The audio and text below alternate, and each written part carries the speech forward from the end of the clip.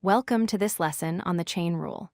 Today, we are going deeper into calculus to understand how to handle multiple applications of the chain rule, specifically for nested compositions.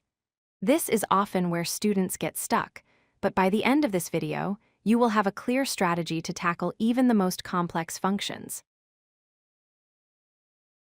First, let's briefly recall the basic chain rule.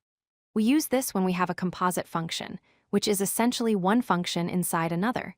Written as f of g of x, the rule states that the derivative is the derivative of the outer function f, evaluated at the inner function, multiplied by the derivative of the inner function. A good mantra to remember is: differentiate the outside, leave the inside alone, then multiply by the derivative of the inside.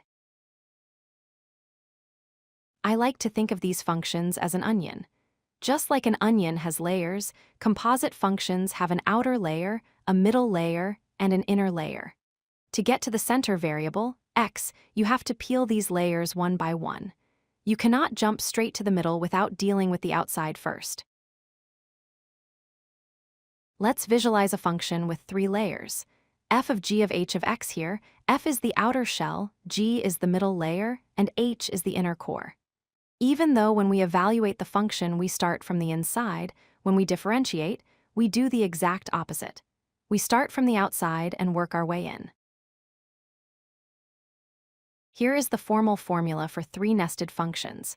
It looks long, but there is a pattern. Notice the color coding. First, we differentiate the red outer function f. Notice that the inside, g of h of x, stays exactly the same. Then, we multiply by the derivative of the green middle function g again. Its inside, h of x, stays the same. Finally, we multiply by the derivative of the blue inner function. It is a chain of multiplication. To solve these problems without errors, follow this three-step strategy.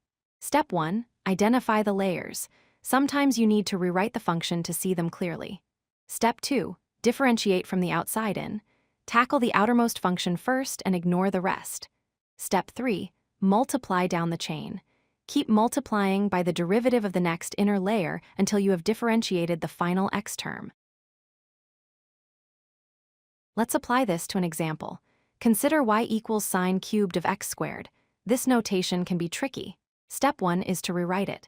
We change sine cubed of x squared to the quantity sine of x squared, all cubed. Now the layers are obvious. The outer layer in pink is the cubic power. The middle layer in orange is the sine function. And the inner layer in green is the x squared term.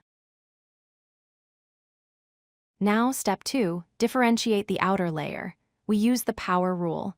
We bring down the exponent 3 and reduce the power to 2. Crucially, look at the inside.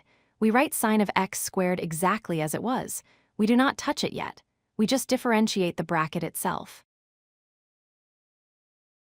Next, we move to the middle layer. The derivative of sine is cosine, so we multiply by cosine of x squared. Again, the x squared inside stays untouched. Finally, we reach the inner core, x squared. The derivative of x squared is 2x, so we multiply by 2x. Now we have accounted for every layer. We have all our pieces. 3 times sine squared of x squared times cosine of x squared times 2x. All that is left is to clean it up. We can multiply the constants 3 and 2x to get 6x. This gives us our final elegant answer: 6x sine squared of x squared cosine of x squared. To wrap up, remember these key points.